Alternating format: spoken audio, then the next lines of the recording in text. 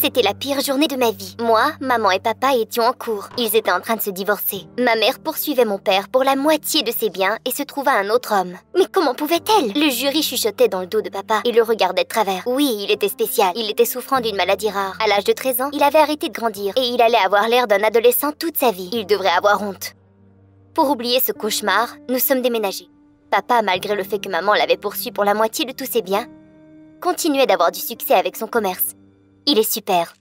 J'allais à une école privée qui se concentrait sur la littérature. Et bien évidemment, la première journée, un des enseignants a mélangé mon père pour un des étudiants. Elle nous engueulait comme si nous étions en train de sécher les cours. Le jour suivant, mon père a décidé de me faire plaisir. C'était presque Noël et il a acheté un superbe arbre de Noël avec de magnifiques décorations pour le hall de l'entrée de l'école. Cet arbre avait l'air d'une bijouterie sur un arbre. Quand l'enseignante Amber a vu le bel arbre de Noël, elle a immédiatement tout compris. Elle a commencé à s'excuser à papa de l'avoir confondu le jour d'avant. Eh bien, comme à l'habitude, mon gentil papa a fait une blague et a continué de jaser avec elle gentiment. Mon père n'est pas rancunier, c'est le moins que l'on puisse dire. Tu es chanceuse, Amber. Le souper de Noël approchait et papa a décidé d'appeler les invités sans me dire de qui il s'agissait. J'ai décidé de mettre la barre haute et de préparer ma recette spéciale, mon fameux jambon. La soirée serait fabuleuse, c'est certain.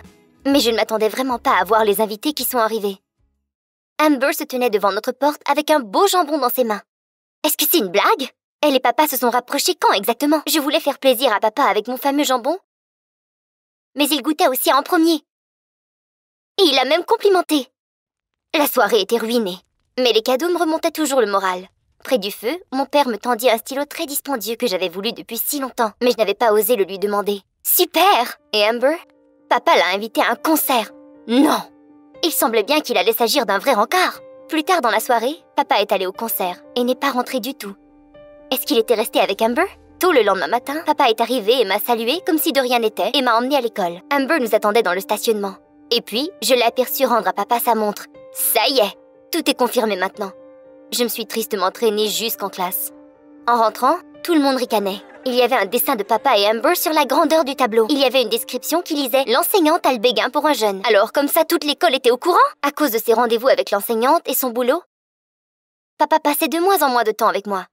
Et finalement, notre jour spécial à moi et papa était arrivé. Habituellement, nous allions au centre commercial, regardions un film, magasinions et nous amusions. Seulement lui et moi. Nous sommes allés à différentes boutiques, je me suis ramassé un paquet de vêtements et me suis dirigée en direction des salles d'essayage. Mais en sortant, papa n'était plus là. J'avais vraiment peur. Mais quelques minutes plus tard, il est revenu avec des chatons dans ses bras. C'était un rêve, ça ne se pouvait pas.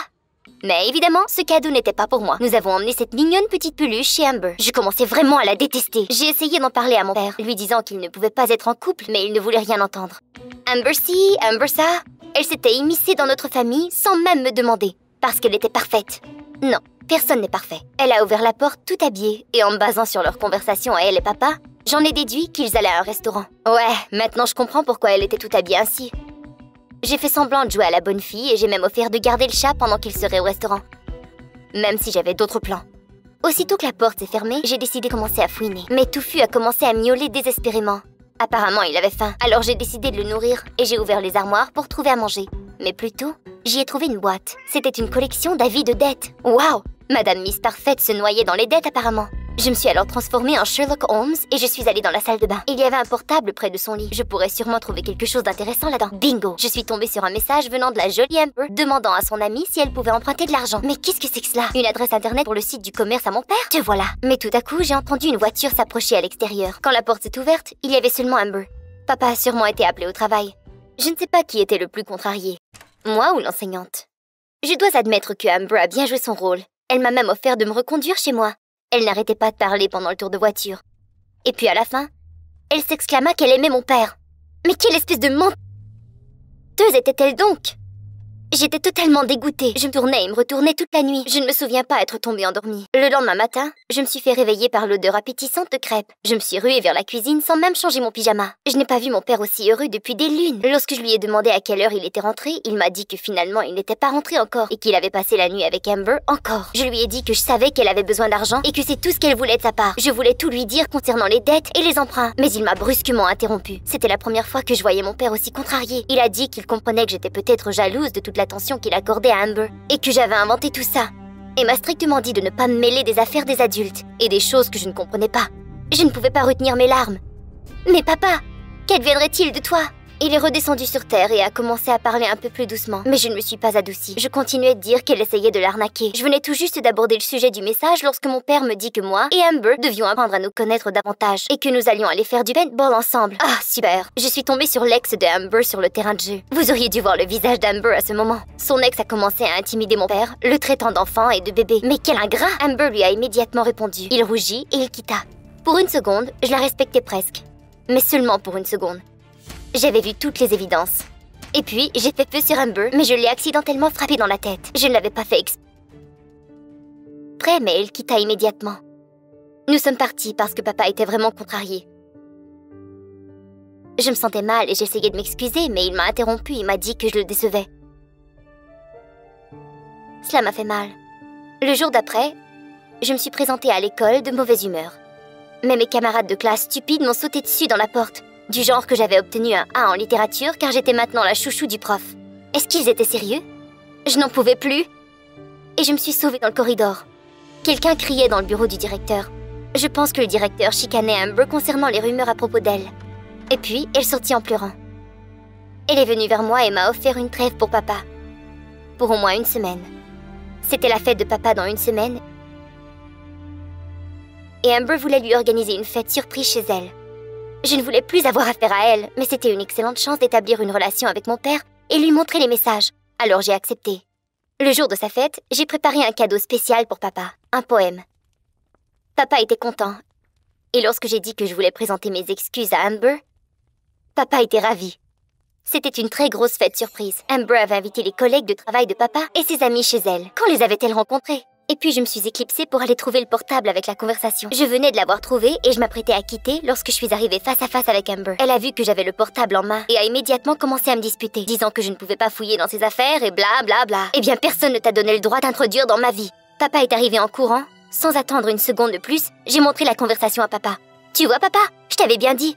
Tout ce qu'elle veut, c'est ton argent. L'enseignante était rouge comme une tomate. Elle avoua qu'elle était endettée.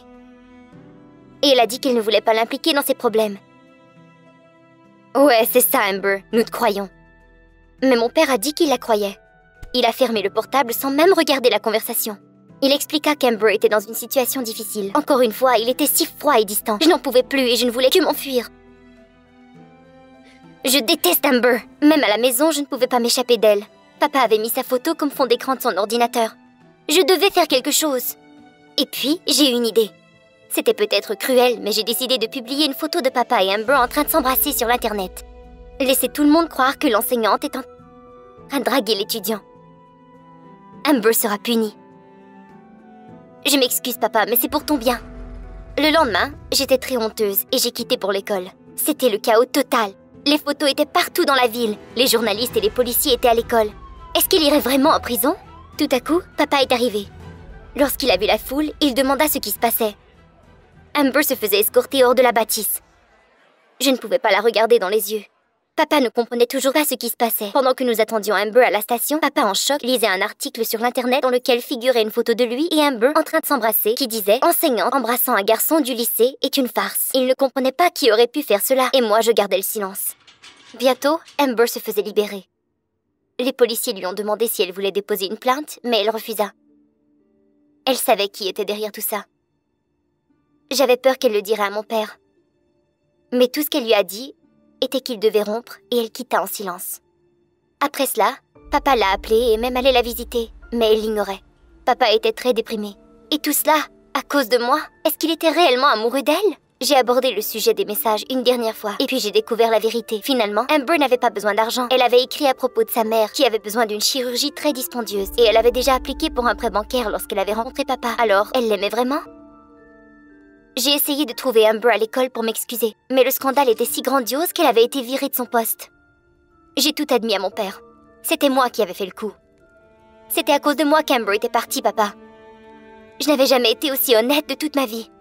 Papa était sous le choc, mais le plus important était qu'il me pardonna. Il appela immédiatement sa sœur, et elle nous a dit qu'Amber s'en allait à Seattle. Son vol était aujourd'hui, et nous devions nous rendre à l'aéroport. Il ne restait que 5 minutes pour embarquer l'avion, mais nous sommes arrivés à temps.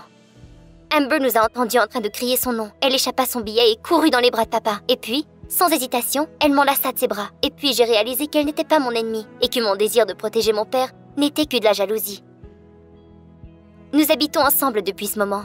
Amber et moi avons beaucoup en commun. Par exemple, un amour pour les chats, le jambon et bien sûr, papa. Tout est bien qui finit bien. Pas vrai, Touffu?